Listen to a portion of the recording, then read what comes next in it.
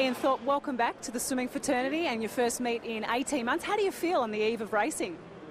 I'm happy. I'm excited. I just saw Craig Stevens swim, so really pleased with being able to watch him. He's trained really hard and prepared really well. So hopefully I've prepared just as well and trained just as hard, and hopefully should be able to race well tomorrow night.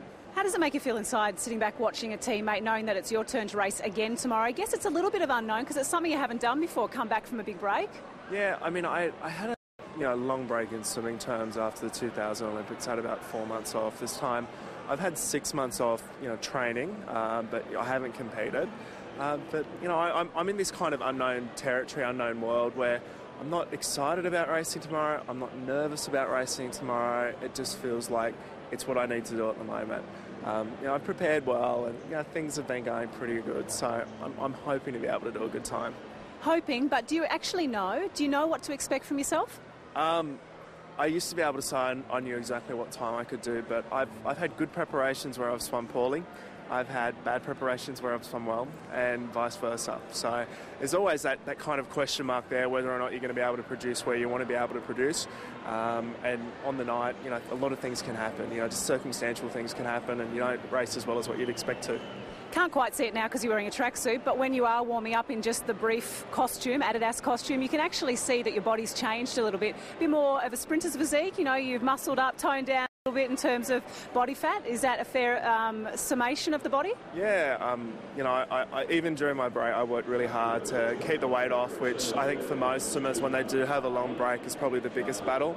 But then, once I've got back in, I've done a lot of weight work, a lot of dry land work, become a boxing fiend, and I've been swimming as well.